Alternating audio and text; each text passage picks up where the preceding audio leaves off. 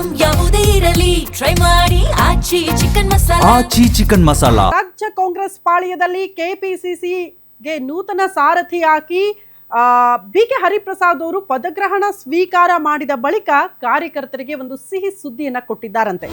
ಪಕ್ಷ ಸಂಘಟನೆ 2028ಕ್ಕೆ ಮತ್ತೆ ಪಕ್ಷವನ್ನ ಅಧಿಕಾರಕ್ಕೆ ತರುವಲ್ಲಿ ಹೊಸ ಪ್ಲಾನಿಂಗ್ಗಳು ರೂಪುಗೊಳ್ತಾ ಇದೆ. ಪಕ್ಷಕ್ಕೆ ಹೊಸ ಸಾರಥಿ, ಹಂಗಾಗಿ ಪಕ್ಷದಲ್ಲಿ ನವಚೈತನ್ಯ. ಬಿಕೆ ಹರಿಪ್ರಸಾದ್ ಪದಗ್ರಹಣದ ಬೆನ್ನಲ್ಲೇ ಕಾರ್ಯಕರ್ತರಿಗೆ ಸಿಹಿ ಸುದ್ದಿಯಂತೆ.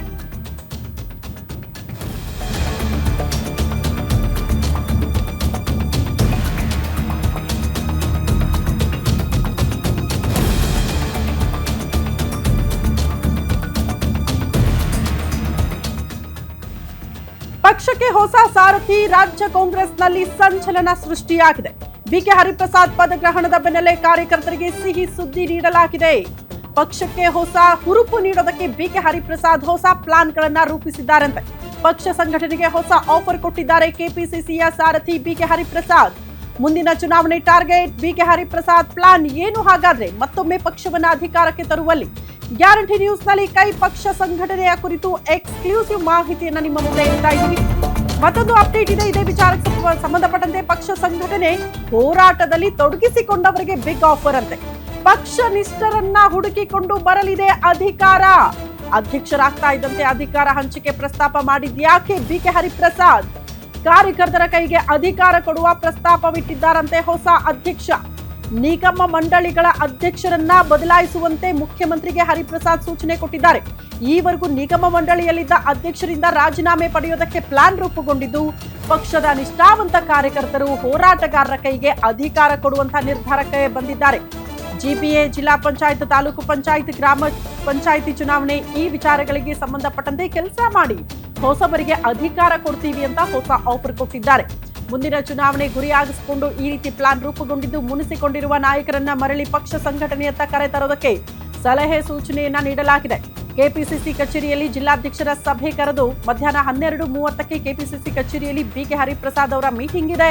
ದೆಹಲಿ ಭೇಟಿ, ಪಕ್ಷ ಸಂಘಟನೆ, ಮುಂಬರುವ ಚುನಾವಣೆ ಬಗ್ಗೆ ಈ ಸಭೆಯಲ್ಲಿ ಚರ್ಚೆ ಆಗಲಿದೆ. ಒಟ್ನಲ್ಲಿ ಕಾರ್ಯಕರ್ತರಿಗೆ ಬಿಗ್ ಆಫರ್. ಪಕ್ಷ ಸಂಘಟನೆಯಲ್ಲಿ ತೊಡಗಿಕೊಂಡವರಿಗೆ ಅಧಿಕಾರ ಕೊಡ್ತೀವಿ ಅನ್ನುವಂಥ ಸೂಚನೆ.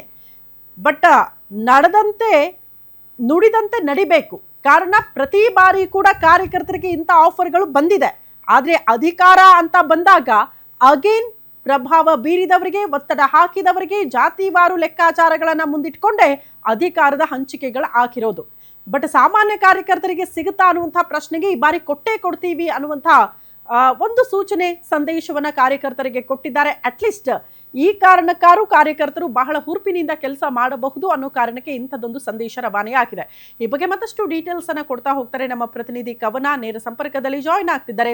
ಕವನ, ನುಡಿದಂತೆ ನಡಿಬೇಕು ಅಂತ ನಾನು ಈಗ ತಾನೇ ಪ್ರಸ್ತಾಪ ಮಾಡ್ತಿದ್ದೆ. ಕಾರಣ ಡಿ.ಕೆ. ಶಿವಕುಮಾರ್ ಅವರ ಆದಿಯಾಗಿ ಸಾಕಷ್ಟು ನಾಯಕರು ಬಂದು ಹೋದ್ರು ಕೂಡ ಇಂಥ ಆಫರ್ಗಳು ಕಾರ್ಯಕರ್ತರಿಗೆ ಸಿಕ್ಕಿದೆ. ಬಟ್ ಅಧಿಕಾರದ ವಿಚಾರ, ಹಂಚಿಕೆ ವಿಚಾರ ಅಂತ ಬಂದಾಗ ಸಿಕ್ಕಿಲ್ಲ. ಕಾರ್ಯಕರ್ತರು ಈ ಕ್ಷಣಕ್ಕೂ ಕೂಡ ಮುನಿಸ್ಕೊಂಡಿದ್ದಾರೆ. ಅಟ್ಲೀಸ್ಟ್ ಬಿಕೆ ಹರಿಪ್ರಸಾದ್ ಅವರಿಂದ ಸಾಮಾನ್ಯ ಕಾರ್ಯಕರ್ತರಿಗೆ ಈ ರೀತಿ ಅಧಿಕಾರ ಕೊಡ್ತೀವಿ ಅಂತ ಹೇಳಿದಾರಲ್ಲ, ಅದನ್ನ ಇಂಪ್ಲಿಮೆಂಟ್ ಮಾಡೋ ಕೆಲಸ ಆಗುತ್ತಾ ಅಂತ? ಶ್ರುತಿ, ನಿನ್ನೆ ಅಷ್ಟೇ ಬಿಕೆ ಹರಿಪ್ರಸಾದ್ ಅವರು ಕೆಪಿಸಿಸಿ ಅಧ್ಯಕ್ಷರಾಗಿ ಪದಗ್ರಹಣವನ್ನ ಮಾಡಿರುವಂಥದ್ದು. ಇದೇ ವೇಳೆ ಕಾರ್ಯಕರ್ತರನ್ನ ಸೆಳೆಯೋದಕ್ಕೆ, ಅಂದ್ರೆ ಯಾರ್ಯಾರು ಪಕ್ಷದಲ್ಲಿ ಮುನಿಸ್ಕೊಂಡು ದೂರ ಉಳಿದಿದ್ದಾರೋ ಅವರನ್ನ ಸೆಳೆಯೋದಕ್ಕೆ, ಸಂಘಟನೆಯನ್ನ ಮತ್ತಷ್ಟು ಬಲಿಷ್ಠಗೊಳಿಸೋದಕ್ಕೆ ಇದೀಗ ಕೆಪಿಸಿಸಿ ಅಂದ್ರೆ ನೂತನ ಕೆಪಿಸಿಸಿ ಅಧ್ಯಕ್ಷರಾದಂತಹ ಬಿಕೆ ಹರಿಪ್ರಸಾದ್ ಅವರು ಈಗ ಮುಂದಾಗಿರುವಂಥದ್ದು ಅಂತಾನೆ ಹೇಳ್ಬೋದು. ಈಗಾಗಲೇ ಏನು ಪಕ್ಷಕ್ಕಾಗಿ ಸಾಕಷ್ಟು ದುಡ್ದಿದ್ದಾರೆ, ಪಕ್ಷ ನಿಷ್ಠೆಯಾಗಿ ಯಾರು ಕಾರ್ಯಕರ್ತರು ಕೆಲಸ ಮಾಡಿದ್ದಾರೋ ಅವರಿಗೆ ಕೆಲವೊಂದಷ್ಟು ಅಧಿಕಾರವನ್ನ ವಹಿಸಿ ಮತ್ತೆ ಪಕ್ಷದಲ್ಲಿ ಸಾಕಷ್ಟು ಸಂಘಟನೆಯನ್ನ ಮಾಡಬೇಕು ಅನ್ನೋದಕ್ಕೆ ಇದೀಗ ಚಿಂತನೆಯನ್ನ ಬಿಕೆ ಹರಿಪ್ರಸಾದ್ ಅವರು ನಡೆಸ್ತಾ ಇದ್ದಾರೆ. ಈಗಾಗಲೇ ಸಾಕಷ್ಟು ರಾಜ್ಯಗಳ ಉಸ್ತುವಾರಿಯಾಗಿದ್ದಂತಹ ಬಿಕೆ ಹರಿಪ್ರಸಾದ್ ಅವರು ಈಗ ಕರ್ನಾಟಕ ರಾಜ್ಯದಲ್ಲಿ ಯಾವ ರೀತಿಯಾಗಿ ಪಕ್ಷವನ್ನ ನಡೆಸ್ಕೊಂಡು ಹೋಗ್ತಾರೆ ಅಧ್ಯಕ್ಷರಾಗಿ, ಇವರ ನೇತೃತ್ವದಲ್ಲಿ ಸಂಘಟನೆ ಯಾವ ರೀತಿಯಾಗಿ ಇರುತ್ತದೆ ಅನ್ನುವಂಥದ್ದು ಸಾಕಷ್ಟು ಜನರಿಗೆ ಕುತೂಹಲ ಮೂಡಿಸಿರುವಂಥದ್ದು. ಸೊ ಈ ನಿಟ್ಟಿನಲ್ಲಿ ಅಂದ್ರೆ ಸಾಕಷ್ಟು ಜನರಿಗೆ ಸಾಕಷ್ಟು ಅಭಿಪ್ರಾಯ ಸಹ ಇರುವಂಥದ್ದು ಬಿಕೆ ಹರಿಪ್ರಸಾದ್ ಅವರ ಮೇಲೆ. ಈ ನಿಟ್ಟಿನಲ್ಲಿ ಇದೀಗ ಬಿ ಕೆ ಹರಿಪ್ರಸಾದ್ ಅವರು ಸಹ ಈ ಒಂದು ಮೊದಲ ಹೆಜ್ಜೆಯನ್ನ ಇಡೋದಕ್ಕೆ ಮುಂದಾಗಿದ್ದಾರೆ ಅಂತಾನೆ ಹೇಳ್ಬೋದು. ಕಾರ್ಯಕರ್ತರು ಯಾರು ನಿಷ್ಠೆಯಿಂದ ಕೆಲಸವನ್ನ ಮಾಡಿದ್ದಾರೋ, ಯಾರು ಹೋರಾಟದಲ್ಲಿ ಭಾಗಿಯಾಗಿದ್ರೋ ಅವರಿಗೆ ಅಧಿಕಾರವನ್ನ ವಹಿಸಬೇಕು ಅನ್ನುವಂತಹ ವಿಚಾರಕ್ಕೆ ಇದೀಗ ಬಿ ಕೆ ಹರಿಪ್ರಸಾದ್ ಅವರು ಮುಂದಾಗಿದ್ದಾರೆ. ಅಂದ್ರೆ ಈಗಾಗಲೇ ಸಿಎಂ ಅವ್ರಿಗೆ ಸಲಹೆಯನ್ನ ಸಹ ಕೊಟ್ಟಿದ್ದಾರಂತೆ. ನಿಗಮ ಮಂಡಳಿ ಅಧ್ಯಕ್ಷರನ್ನ ರಾಜೀನಾಮೆಯನ್ನ ಪಡಿಬೇಕು, ಅವರನ್ನ ಬೇರೆ ಬದಲಾಯಿಸಬೇಕು ಅನ್ನುವಂಥದ್ದು. ಅಂದ್ರೆ ಕಾರ್ಯಕರ್ತರಿಗೆ ಕೆಲವೊಂದಷ್ಟು ಅಧಿಕಾರವನ್ನ ವಹಿಸಿ ಉತ್ತಮ ಅಧಿಕಾರವನ್ನ ಅವ್ರಿಗೆ ಕೊಡಬೇಕು. ಯಾರ್ಯಾರು ಮುನಿಸ್ಕೊಂಡು ಪಕ್ಷದಿಂದ ದೂರ ಆಗಿದ್ದಾರೋ ಅವ್ರನ್ನೆಲ್ಲ ಮತ್ತೆ ಸೆಳಿಬೇಕು. GBA ಚುನಾವಣೆ ಆಗಿರ್ಬೋದು, ಗ್ರಾಮ ಪಂಚಾಯತಿ ಚುನಾವಣೆ ಆಗಿರ್ಬೋದು, ZPTP ಆಗಿರ್ಬೋದು, ಈ ಎಲ್ಲಾ ಚುನಾವಣೆಗೆ ಸಂಘಟನೆಯನ್ನ ಮಾಡೋದಕ್ಕೆ ಇದು ಸಾಕಷ್ಟು ಸಹಾಯಕಾರಿ ಆಗುತ್ತೆ ಅನ್ನುವಂಥದ್ದು ಇದೀಗ ಬಿ ಕೆ ಹರಿಪ್ರಸಾದ್ ಅವರ ಚಿಂತನೆ. ಸೊ ಈ ನಿಟ್ಟಿನಲ್ಲಿ ಇದೀಗ ಉತ್ತಮ ಕಾರ್ಯಕರ್ತರನ್ನ ಗಮನಿಸಿ, ಅವರನ್ನ ಪರಿಗಣಿಸಿ, ಅವ್ರಿಗೆ ಒಂದು ಅಧಿಕಾರವನ್ನ ವಹಿಸಿ ಪಕ್ಷ ಸಂಘಟನೆಯನ್ನ ಮತ್ತಷ್ಟು ಬಲವರ್ಧನೆ ಮಾಡೋದಕ್ಕೆ ಇದೀಗ ಬಿ ಕೆ ಹರಿಪ್ರಸಾದ್ ಅವರು ಮುಂದಾಗಿದ್ದಾರೆ ಅಂತಾನೆ ಹೇಳ್ಬೋದು. ಇವತ್ತು ನೂತನವಾಗಿ ಆಯ್ಕೆಯಾಗಿರುವಂತಹ ಬಿ ಕೆ ಹರಿಪ್ರಸಾದ್ ಅವರು ಸಭೆಯನ್ನ ಸಹ ಕರೆದಿದ್ದಾರೆ. ಈ ಒಂದು ಸಭೆಯಲ್ಲಿ ಪಕ್ಷ ಸಂಘಟನೆ ವಿಚಾರವಾಗಿ ಸಹ ಜಿಲ್ಲಾಧ್ಯಕ್ಷರ ಜೊತೆ ಚರ್ಚೆ ಮಾಡುವಂತಹ ವಿಚಾರ ಸಹ ಆಗುತ್ತೆ. ಶ್ರುತೆ. ಓಕೆ ಕವನ, ಧನ್ಯವಾದಗಳು ತಮ್ಮೆಲ್ಲ ಮಾಹಿತಿಗೆ.